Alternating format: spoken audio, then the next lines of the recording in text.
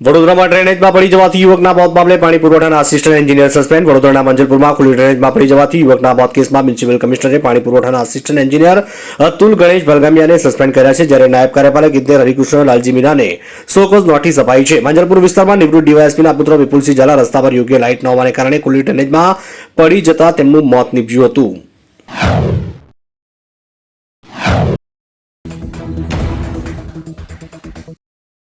ગુજરાતમાં જીવલેણ રોગનું પ્રમાણ વધ્યું. 2025માં 12% વધારો. ગુજરાતમાં ગત વર્ષની તુલનામાં આ વર્ષે હાર્ટ એટેકના કેસમાં વધારો થયો. 108 ઇમરજન્સી સર્વિસ દ્વારા જાહેર કરેલા આંકડા મુજબ આ વર્ષે હાર્ટ એટેકના કુલ 96,789 કેસ સામે આવ્યા. વર્ષ 2024ની તુલનાએ આ વર્ષે 12.46% વધારો થયો. અમદાવાદમાં 26,823 ઇમરજન્સી કોલ સાથે પહેલા નંબરે રહ્યું છે. 2023માં હાર્ટ એટેકને કારણે ગુજરાતમાં કુલ 74,777 લોકોના મોત થયા હતા.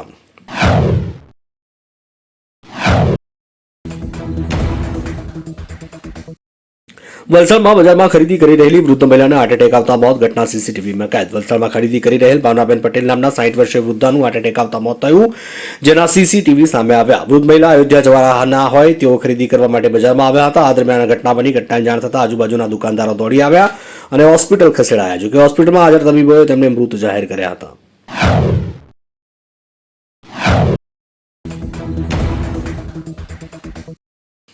અંકલેશ્વરને પાણી પૂરું પાડતી ઉકાઈ કેનાલ આજથી 35 દિવસ બંધ રહેશે. અંકલેશ્વર જીઆઈડીસીને નોટિફાઈડ રાણાક વિસ્તાર તેમજ અંકલેશ્વર શહેરને પાણી પૂરી પાડતી ઉકાઈ જમણા કાંઠાની કેનાલને 35 દિવસ માટે બંધ રાખવામાં આવશે. 29 ડિસેમ્બરથી 7થી પાણીનો પુરવઠો બંધ કરી દેવાયો. કેનાલ પર આવેલા એકવાડક અને સાયફન જર્જરિત બની જતા તેના સમારકામ અને નવીનીકરણ માટે આ નિર્ણય લેવામાં આવ્યો છે.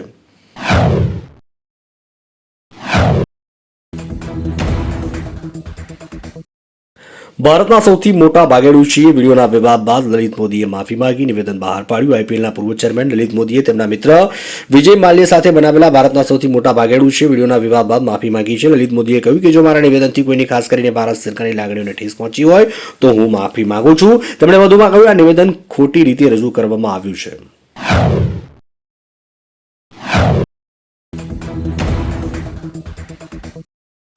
અરવલ્લીમાં શિક્ષિકાએ ઈચ્છા મૃત્યુની કરી માંગ. બાળકને જન્મ આપ્યા બાદ થઈ ગંભીર બીમારી. અરવલ્લીમાં વયગ્રદની કેશવપુરાની શિક્ષિકાએ રાષ્ટ્રપતિ, પ્રધાનમંત્રી, રાજ્યપાલ અને મુખ્યમંત્રી પાસે ઈચ્છા મૃત્યુની માંગ કરી છે. બાળકને જન્મ આપ્યા પછી શિક્ષિકા ગંભીર બીમારીનો શિકાર થયા હતા. છેલ્લા 5 વર્ષથી પિયરમાં રહેતા શિક્ષિકા જીવનથી કંટાળી ગયાનો પણ દાવો કર્યો હતો. ઉપરાંત બીમાર હોવાથી સાસરિયાએ તરછોડી દેતા મહિલાની સ્થિતિ ખરાબ થઈ છે.